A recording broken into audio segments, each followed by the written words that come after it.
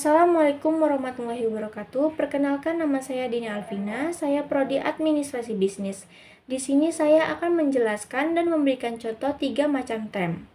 Pertama, term berdasarkan konotasi. Ialah term atau isi yang dikandung oleh term itu, maka dapat dibedakan antara term konkret dan term abstrak. Term konkret dan abstrak ini banyak dijumpai dalam perbincangan sehari-hari maupun dalam bidang ilmu. Contohnya, tentang term wanita cantik sebagai term konkret.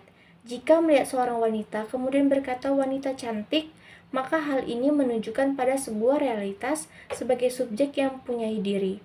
Selanjutnya, jika diuraikan contoh tentang term kecantikan sebagai term abstrak dengan memberikan perhatian dan minat yang istimewa pada sifat cantik secara terpisah dari wanita yang disendirikan dan dipandang seolah sebagai suatu substansial.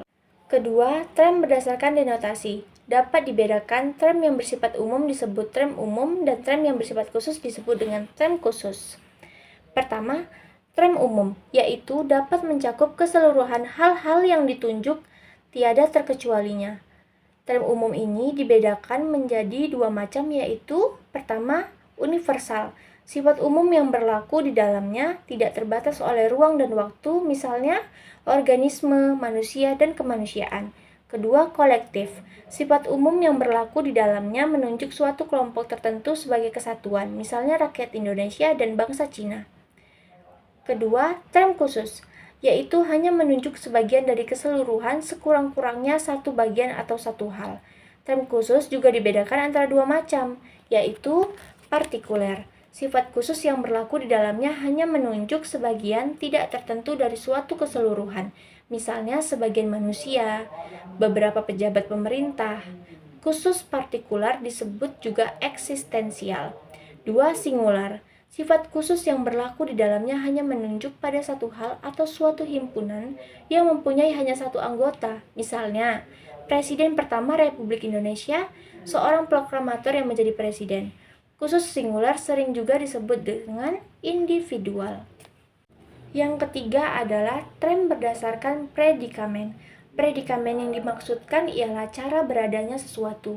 Dalam menghadapi sesuatu yang masih asing dan ingin mengetahui lebih dalam lagi, maka pertama yang perlu ditempuh ialah mengadakan penguraian secara kategori. Predikamen yang dimaksudkan adalah menunjukkan cara beradanya yang paling umum, dibedakan menjadi 2 macam, yaitu predikamen substansi, yakni hakikat zat terdapat dalam diri yang dapat berdiri sendiri. Kedua, predikamen aksidensia, yakni peserta zat sebagai pemberi bentuk yang tidak dapat berdiri sendiri. Soal kedua adalah jelaskan dan berikan contoh bentuk sesat pikir bagaimana agar terhindar dari logical fallacy.